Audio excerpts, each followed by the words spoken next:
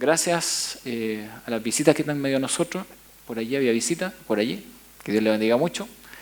Y a todos quienes se van sumando día a día a la iglesia. Aviso que el día el 27, vamos a tener alguna mención respecto de la asamblea, respecto de los nuevos miembros, y el día 28 se va a recibir formalmente a nueva membresía en la iglesia. Hay varias personas que están pidiendo su incorporación a la iglesia. Bien, algunos estamos a la espera de sus cartas de traslado y también de sus solicitudes, pero estamos en un buen proceso, gracias al Señor. Les animo simplemente a terminar este proceso, ojalá en el curso de esta semana, para que podamos desarrollar todas las labores administrativas que corresponden a la inserción de miembros en la iglesia. Bien, así es que el 28, el día del aniversario, vamos a estar recibiendo nuevos miembros para la honra y para la gloria del Señor. Bien, vamos a compartir la palabra del Señor. Vamos en esta parte, dando pasos de fe, permaneciendo en la palabra de Dios 4. Acá vamos ya.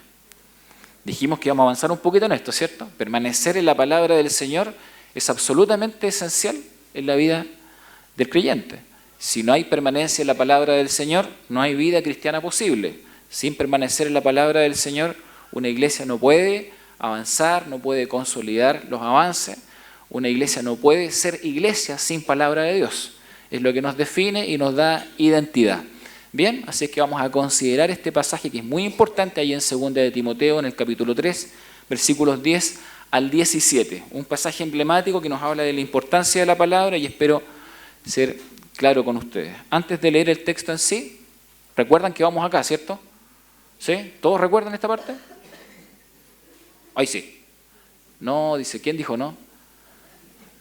Échelo al agua inmediatamente. ¿Quién dijo que no? Por allá están apuntando. Bien, ok. No es solamente creer, sino permanecer. Bien, creer es un aspecto importante, pero si al creer no se le añade perseverancia, fidelidad, entonces hay un problema, algo no estamos entendiendo, porque la vida cristiana no iría madurando y no iría avanzando, obviamente, hacia lo que el Señor quiere en nuestra vida. Hemos tocado estos dos elementos solamente hasta aquí. Vamos a tocar otros más, pero estamos hablando de permanecer en oración y permanecer en la palabra del Señor. Y a esto le hemos llamado fidelidad, a la suma de estos elementos. Hoy vamos a tocar algo que está en el pasaje que vamos a leer, pero que son enemigos para permanecer en Cristo. Hemos hablado de algunos en las semanas previas y hoy día voy a tocar dos elementos más, que son dos tipos de falsedades que son enemigos del permanecer en Cristo. Bien. La primera, los falsos maestros. ¿Ya? Ese es uno de los primeros y uno de los más, lamentablemente, diría yo, más de moda hoy. Y segundo, la falsa enseñanza. Una se desprende de la otra. Son dos grandes enemigos, falsos maestros y falsa enseñanza. ¿Bien? Y la Escritura nos advierte justamente respecto de esto porque dice que esto es una característica de los últimos tiempos. Es una característica de los tiempos que estamos viviendo hoy. Hemos tocado diferentes áreas respecto de la importancia de la palabra, pero esto también me parece muy, muy, muy relevante. Y por eso Pablo le escribe a Timoteo, su discípulo, y le dice lo siguiente: pero tú has seguido mi doctrina, conducta, propósito, fe, longanimidad, amor, paciencia, persecuciones, padecimientos, como los que me sobrevinieron en Antioquía, en Iconio, en Listra, persecuciones que he sufrido y de todas me ha librado el Señor. Y también todos los que quieren vivir piadosamente en Cristo Jesús padecerán persecución. Mas los malos hombres y los engañadores irán de mal en peor, engañando y siendo engañados. Pero persiste tú en lo que has aprendido y te persuadiste, sabiendo de quién has aprendido, y que desde la niñez has sabido las sagradas Escrituras, las cuales te pueden hacer sabio para la salvación por la fe que es en Cristo Jesús. Toda la Escritura es inspirada por Dios y útil para enseñar, para redarguir, para corregir, para instruir en justicia, a fin de que el hombre de Dios sea perfecto, enteramente preparado para toda buena obra. Amén. Oremos un momento. Señor, humildemente estamos delante de tu presencia y te pedimos que nos guíes en el estudio de tu palabra, que encuentres en nosotros, Señor amado, un corazón humilde, un corazón moldeable, Señor, para que tu palabra hable a nuestra vida, nos corrija si es necesario, nos ayude, Señor amado, a seguir caminando contigo y que nuestra vida cristiana sea una vida siempre creciente en madurez, Señor. Siempre una vida que se identifique en fidelidad delante de ti y delante de las personas. Guíanos, Señor, en esta mañana para que tu Espíritu Santo una vez más obre en nosotros y nos hable, Señor amado, por medio de tu palabra. Gracias, Señor, por tu presencia en medio nuestro, en el nombre precioso de Cristo, nuestro Señor y nuestro Salvador. Amén. Amén. Bien, tenemos un pasaje hermoso, ¿no? Pero que nos habla de lo falso y de lo verdadero. Son dos elementos totalmente contrapuestos. Tal vez en algún momento de la historia eso estaba tal vez mucho más claro, ¿no? Cuando se hablaba de algo falso, todos éramos capaces de identificar aquellas cosas que eran falsas y sabíamos que lo falso era totalmente opuesto a la verdad y por lo tanto había un consenso social, vamos a decir, de qué estaba bien y qué estaba mal. La base moral que determinaba ambos elementos era algo bastante consistente en nuestra cultura y hasta hace alguna década atrás por lo menos no tendríamos tantas discusiones en algunos puntos, o al menos había bastante más consenso en una serie de áreas, una serie de aspectos. Sin embargo, al día de hoy, un mundo donde se gobierna más bien por las opiniones personales y por el individualismo más que, y el relativismo por supuesto, más que por una verdad central o absoluta o que dirija la vida de las personas, evidentemente tenemos más conflictos con respecto a qué está bien y qué está mal, y tenemos más conflictos con respecto a lo falso y a lo verdadero. Alguien se preguntaba esto, ¿no? ¿Por qué el ser humano puede aceptar lo falso como reemplazo de lo verdadero? ¿Por qué quisiera hacer algo así? Bien, un señor dice que el entorno cultural está lleno de sesgos, de falacias, mentiras, ¿no? De exigencias y presiones de socialización, de desvíos en la base del conocimiento y redefiniciones morales y éticas que plantean un desafío a nuestro ser en sociedad. Por supuesto, todos nosotros estamos sometidos a una presión cultural. Vivimos en un mundo que nos ofrece una cierta alternativa, un cierto modelo de vida, y cuando no lo puede ofrecer, obviamente abre los brazos del pluralismo y nos dice que todos nosotros podemos vivir como bien nos parece. La pregunta es si eso es tan correcto, ¿cierto?, como al menos aparenta en esa frase, porque también aparentemente darle cabida a todo el mundo en su individualismo, algunos piensan que es lo mejor, pero evidentemente con eso también se socava una base moral, y no podríamos entender dónde están las líneas simplemente de nuestros anhelos personales y el bienestar común, por ejemplo, ¿cierto? Entonces, el entorno cultural genera presiones y el entorno cultural no tiene todas las cosas correctas. Hay sesgo, hay falacia y también hay exigencias para ser parte de esa realidad. Hay exigencias de socialización, o sea, nosotros somos seres en sociedad y de alguna forma nos podemos sentir presionados para hacernos parte de algo. ¿Bien? Esto es muy normal, por ejemplo, en los grupos, en los cursos, cuando uno estaba más pequeño y quería ser parte de un grupo especial. Tenía que cumplir ciertas normas o ciertas reglas, o tenía que aceptar cierta forma de actuar. Eso sigue ocurriendo, solamente que se va proyectando en la vida en otras áreas cada vez más complejas, ¿sí? Y en estas redefiniciones morales y donde se mueve la base del conocimiento, por supuesto, somos presionados para tener que aceptar aparentemente todo sistema de pensamiento. Entonces, ¿por qué el ser humano termina aceptando lo falso, reemplazando lo verdadero? Obviamente hay una presión. Alguien decía, primero, porque en este contexto de presiones intenta dar sentido al mundo en el que vive. Todos tenemos que darle lógica al mundo en el que vivimos, ¿cierto? Tiene que ser de alguna forma coherente para nosotros. Segundo, porque quiere ser parte de la realidad en la que está inmerso.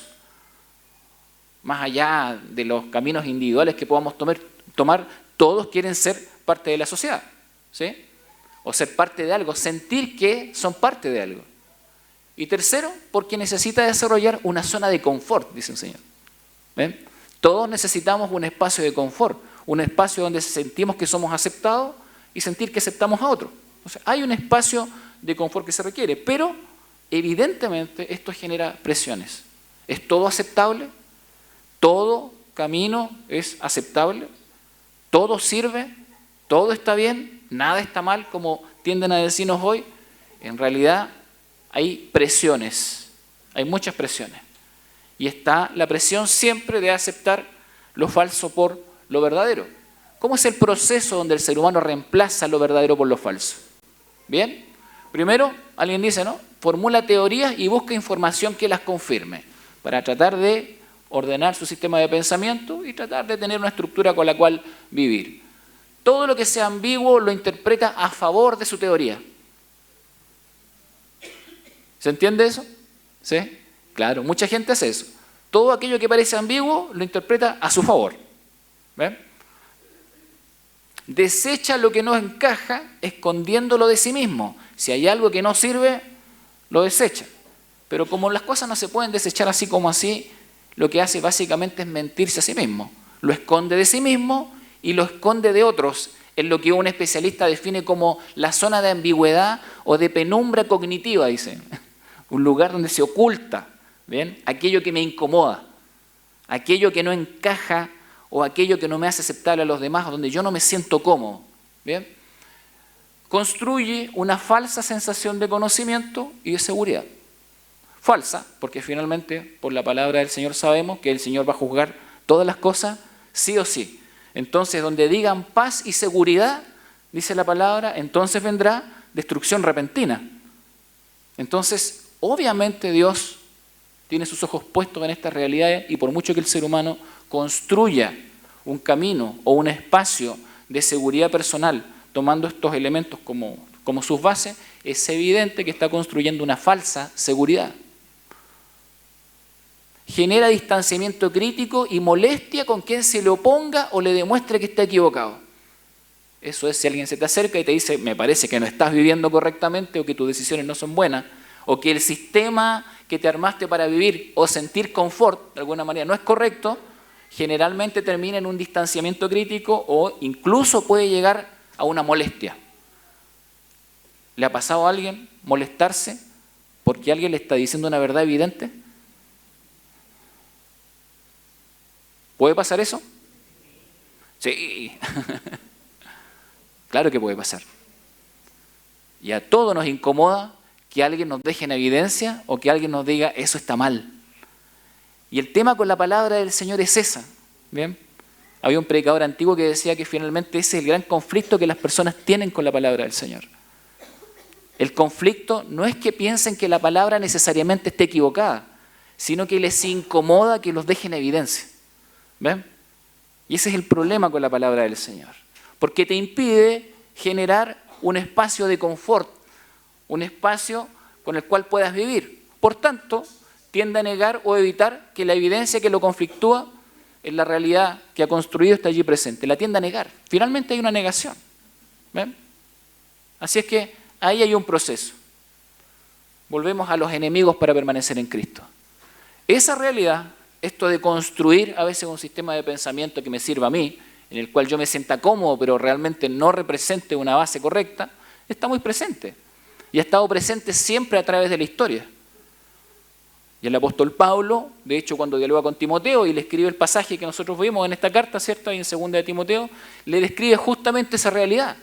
Y le advierte y le dice que tenga cuidado porque siempre van a aparecer estas dos realidades, falsos maestros y falsa enseñanza. Y si él simplemente se quiere quedar en su espacio de confort y no sentirse interpelado por la palabra, puede vivir o correr el riesgo de terminar viviendo en la falsedad. Puede terminar viviendo en el autoengaño. ¿Es posible que algo así le pase al ser humano o que nos pase a nosotros en algún instante? Pablo le advierte a Timoteo y le dice, ten cuidado, hay falsos maestros y hay falsa enseñanza. Y siempre hay que estar atentos cuando esto surge. ¿Bien? Se lo dijo también en la carta a Pedro a quienes lo escucharon, ¿no? Él dijo esto, pero hubo también falsos profetas entre el pueblo, como habrá entre vosotros falsos maestros, que introducirán encubiertamente herejías destructoras y aún negarán al Señor que los rescató, atrayendo sobre sí mismos destrucción repentina. Y muchos seguirán sus disoluciones, por causa de los cuales el camino de la verdad será blasfemado, y por avaricia harán mercadería de vosotros con palabras fingidas. Hubo falsos profetas. Gracias, Benja.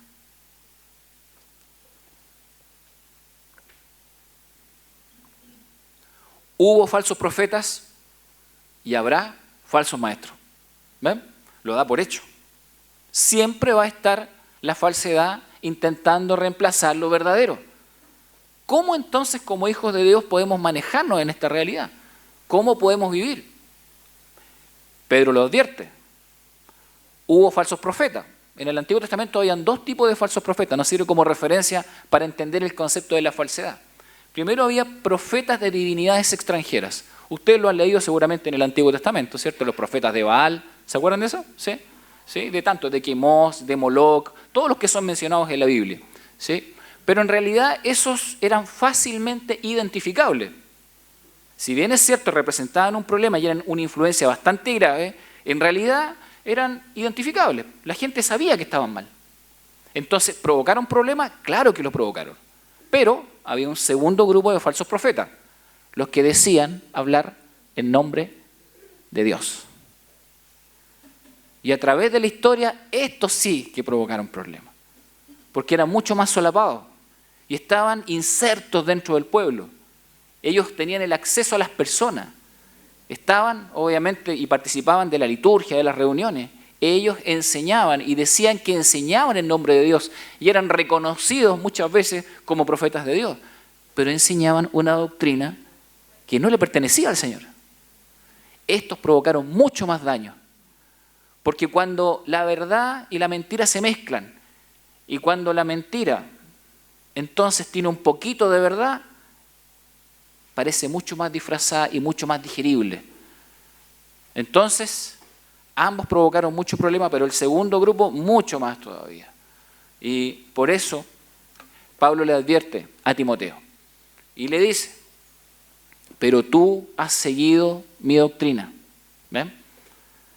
Vamos a mirarlo a Pablo como maestro. Conducta, propósito, fe, longanimidad, amor, paciencia, persecuciones, padecimientos, como los que me sobrevinieron en Antioquía, en Iconio, en Listra.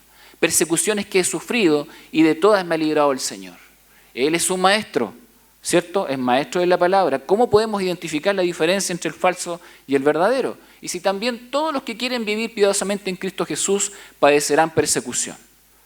Y entonces Pablo comienza a desarrollar la idea de un maestro. Pero, si ustedes miran este pasaje, ahí dice, pero tú has seguido mi doctrina, mi conducta, mi propósito, mi fe. Si uno hace una lectura literal, parece que Pablo está hablando ¿de quién? De él, ¿cierto? Entonces parece que la referencia es él mismo. Así que tenemos que dilucidar si él está hablando efectivamente de sí mismo o de alguien más. Entonces estamos delante de Pablo y una aparente autorreferencia como maestro. Primero él dice, ¿cierto? Esta es mi doctrina, mi conducta, mi propósito, mi fe, mi longanimidad, que es como una paciencia extendida, es como paciencia sobre paciencia, quiere decir esto.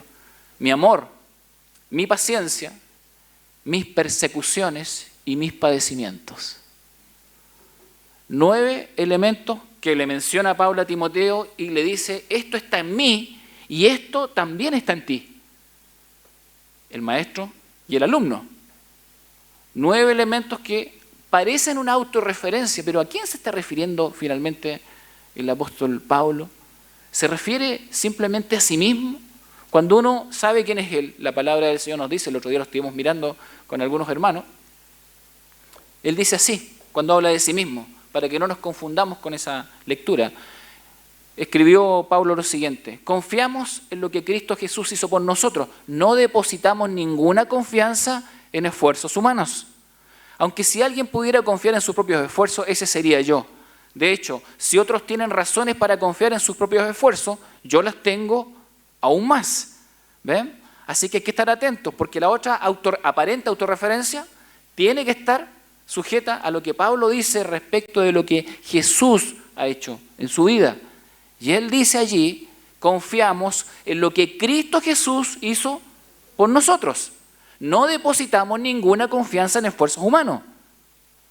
Después dice, fui circuncidado cuando tenía 8 días de vida, soy un ciudadano de Israel, de pura cepa y miembro de la tribu de Benjamín, un verdadero hebreo como no ha habido otro. Fui miembro de los fariseos quienes exigen la obediencia más estricta a la ley judía. Era tan fanático que perseguía con crueldad a la iglesia. Y en cuanto a la justicia, obedecía a la ley al pie de la letra. Aquí hay una autodefinición muy fuerte. Él está diciendo que era otra persona antes de conocer a Cristo. Y se autodefine como un perseguidor de la iglesia fanático. Una persona que puso en la cárcel a muchos cristianos. Una persona que consintió en la muerte del primer mártir de la iglesia, como es Esteban. Él estaba allí. Esa persona fue alcanzada por Jesucristo y fue transformada por Él. Una persona que tenía un destino y un propósito de vida totalmente distinto de lo que Dios quería en su voluntad, terminó sirviendo al Señor porque Cristo lo encontró, le salió al camino y lo rescató. Porque Cristo entonces habló al corazón del apóstol Pablo y lo trajo entonces a sus verdaderos caminos. Por lo tanto, lo que está haciendo en este caso el apóstol Pablo es decir, yo soy maestro de la palabra y te enseño esta conducta y esta doctrina no por lo que yo crea o por lo que yo haya construido en mi vida, sino más bien por lo que Cristo Jesús hizo en mi vida. Y entonces la autoconfianza está desechada. El apóstol Pablo dice, si ustedes tienen de qué gloriarse o de qué tal vez juntar argumentos, ¿cierto?, para decirle a Dios, mírame, o tengo algún tipo de mérito, yo aún más, dice él. Él, voy a resumir algunos conceptos, tenía la protección y la provisión espiritual por herencia, aparentemente. ¿Sí? Él pensaba, o el pueblo en aquel momento de Israel pensaba que esto era posible. Pablo dice, no, esto no me sirve de nada, ¿cierto? Él tenía derechos de ciudadanía, tenía derechos por su origen étnico, pertenecía a un partido político religioso reconocido, tenía un trabajo y una misión segura y bien remunerada, creía ser mejor que la mayoría de las personas. Tenía todo,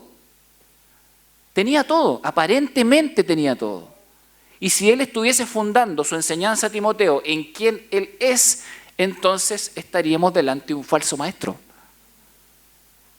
Pero ¿qué es lo que lo fundamenta a él como un verdadero maestro? Miren lo que dice él después. Antes creía que esas cosas eran valiosas, pero ahora considero que no tienen ningún valor debido a lo que Cristo ha hecho. Así es, todo lo demás no vale nada cuando se le compara con el infinito valor de conocer a Cristo Jesús, mi Señor. No hay nada más grande y maravilloso que conocer a Cristo como Señor y Salvador. El apóstol Pablo va a llegar a decir, todo lo demás parece basura delante de Cristo. De hecho, la palabra en griego es más fuerte, dice estiércol. Eso dice, todo lo demás es basura comparado con Jesucristo. Él me ha dado todo lo que soy, todo lo que seré, todo mi futuro, todo está en las manos de Él. Todo depende de Él y es para Él, para su honra y para su gloria. Sí, dice Él, tengo que reconocer que antes de conocerlo a Él, yo pensaba que todas estas cosas humanas eran valiosas. Y probablemente todas las cosas que nosotros podamos alcanzar sí lo son, en el marco del ser humano, en el marco de la sociedad donde vivimos. Pero ¿qué valor tiene eso frente a la obra de Jesucristo en nuestra vida? Frente al amor de Dios en Jesucristo que nos abre las puertas de la vida eterna. ¿Hay algún valor finalmente en todas estas cosas? Gracias a Dios porque podemos disfrutar tantas cosas en la vida, pero si pensamos que eso es el todo de la vida, estamos perdidos. Antes creía que todo esto era valioso, pero todo esto palidece delante de la presencia de Cristo, mi Señor y Salvador, dice el apóstol Pablo. Eso lo define a él con una nueva identidad. Ya no es la persona que era. Conoció a Cristo, ahora es otra persona. Por lo tanto, cuando él le habla a Timoteo, no le está hablando como el hombre antiguo, que tenía confianza en sí mismo, que hacía todas las cosas bajo sus propios criterios. No está hablando como esa persona que se había elaborado una zona de confort. Volvemos a lo que dije en principio. No está hablando como la persona que había armado una estructura para poder relacionarse con el resto de la sociedad, donde él se sentía cómodo. No, está hablando como una persona que ha sido removida en sus cimientos por la persona de Jesucristo. Entonces, él le habla a Timoteo como una persona transformada. Él ni siquiera está hablando de sí mismo, está hablando de lo que Jesucristo hizo en su vida. Pero tú has seguido a mí. Tenemos a un verdadero maestro que ha sido transformado por el Señor y tenemos a un verdadero discípulo que quiere seguir los caminos del Señor. No hay orgullo ninguno en lo que él está diciendo. Pablo ha dicho en otras secciones de la palabra del Señor, sed imitadores de mí como yo soy imitador de Cristo. No es él la referencia, es Cristo la referencia. Pero él mismo dice, imítenme, yo estoy siguiendo al Señor, imítenme en este seguimiento. Caminemos juntos y caminemos en los pies del Señor. Y le dice a Timoteo, tú has seguido mí.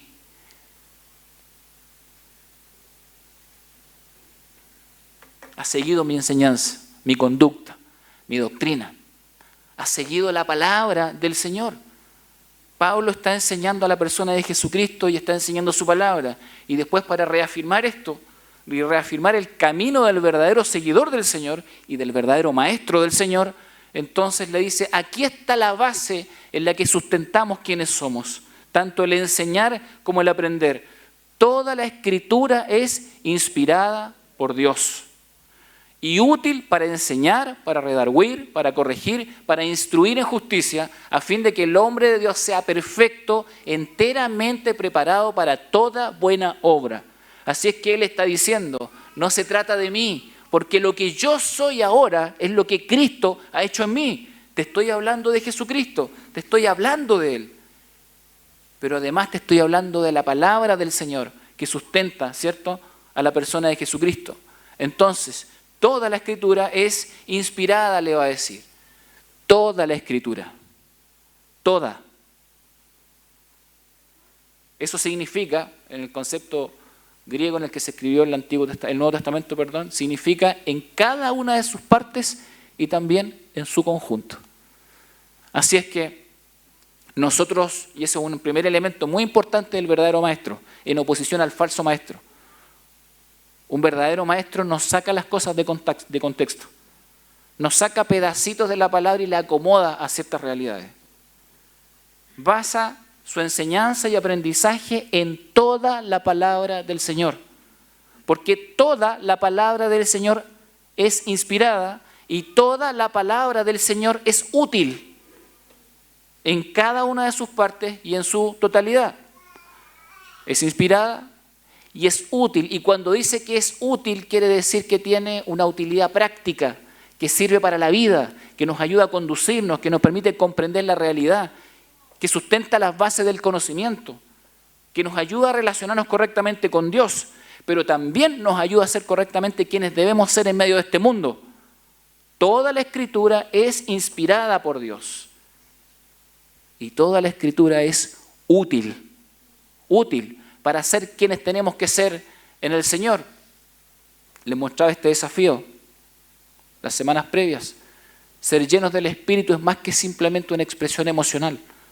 Tiene que ver con conocer la palabra, con interpretarla correctamente y con aplicarla de forma pertinente. La palabra del Señor, toda la palabra del Señor. Y en ese sentido menciona 4 conceptos. La utilidad y el propósito. ¿Cuál es la primera? Enseñar. ¿La segunda? ¿Y la tercera? Ahí no los ayudé. Corregir. Y la última, instruir en justicia. ¿Cierto? 4 conceptos muy importantes. Miren la primera. Enseñar. Enseñar, acá tiene que ver con instrucción. Yo les he comentado otra vez que esa palabra instruir tiene que ver con poner límites. ¿Sí? Y son límites como poner un cerco que se va cerrando. ¿Bien? Esa es la idea de instrucción. O sea, no es simplemente aceptar que las personas crean lo que quieran creer, sino que ayudarlos e instruirlos en el proceso para que sean quien debe ser. Enseñar la doctrina, es decir, la enseñanza que emana de la palabra del Señor. ¿Qué implica este concepto de enseñar? Implica entonces poner las bases de la verdad de Dios, pero comprender correctamente esa verdad para que podamos vivir en ella.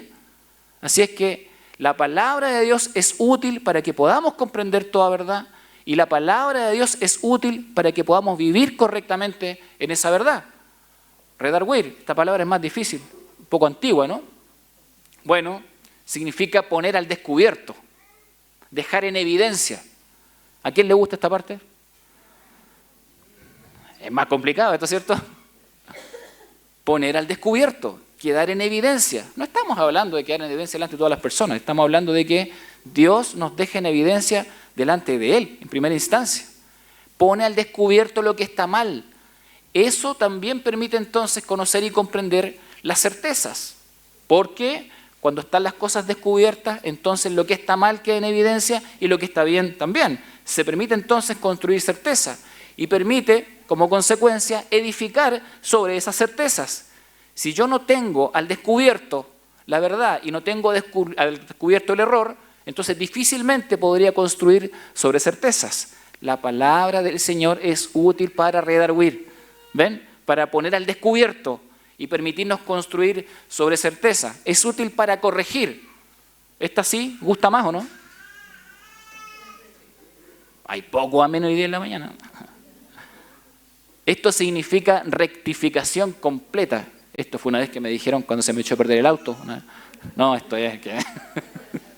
¿Alguien le ha pasado eso alguna vez? ¿Sí? Se murió el motor. No. Rectificación completa. Bueno, tiene que ver con eso. Es decir, que cuando el Señor corrige la vida, no está por los maquillajes, no está por las cosas superficiales, sino que viene a hacer un trabajo de fondo en la vida de las personas. Y eso lo hace la palabra del Señor. Es útil para corregir, para rectificar lo que está mal, para hacer que algo recupere su forma. ¿Ven? Que tiene que ver obviamente con la voluntad de Dios en la vida de las personas. Y por supuesto tiene que ver con recuperar la orientación y el propósito de la vida. ¿Será útil la palabra del Señor para eso?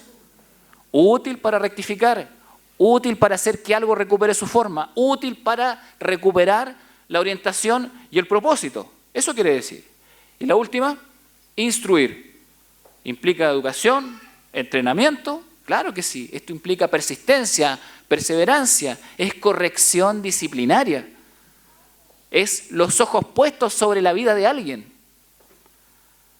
Y por supuesto la consecuencia de esto es buscar un carácter alineado a las normas de Dios.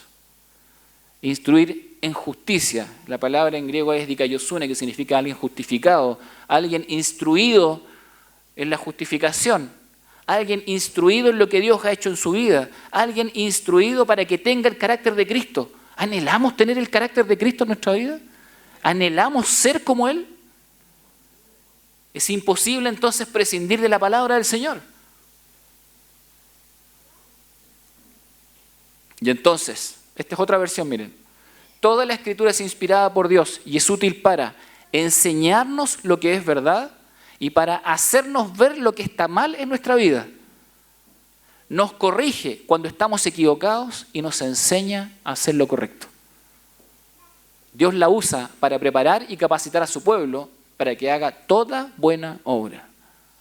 Aquí está la obra de la palabra del Señor en la vida del que cree y persevera. El efecto de la palabra del Señor entonces, si uno mira en línea esos conceptos, establece la verdad, deja al descubierto cuál es nuestro problema, nuestro conflicto, corrige y reorienta y finalmente enseña a vivir en la nueva vida a la que Cristo nos ha traído por gracia y por misericordia. La palabra del Señor obrando en nosotros, no podemos prescindir de ella. ¿Quiere usted crecer en la vida cristiana? Querido hermano, hay que leer y escudriñar las Escrituras. No hay forma de reemplazar esto. No hay atajos en la vida cristiana. La palabra de Dios tiene que obrar en nosotros para provocar absolutamente toda esta transformación del corazón. Termino con este pasaje. Está en una versión también un poco más simple. Dice allí en Hebreos: ciertamente la palabra de Dios es viva y poderosa, y más cortante que cualquier espada de dos filos. Penetra hasta lo más profundo del alma y del espíritu, hasta la médula de los huesos, y juzga los pensamientos y las intenciones del corazón.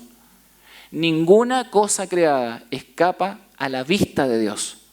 Todo está al descubierto, expuesto a los ojos de aquel a quien hemos de rendir cuentas. ¿Qué le parece? Encierra de alguna forma lo que vimos en ese pasaje. Sí, estoy terminando. Se apagó ya. Me están cortando.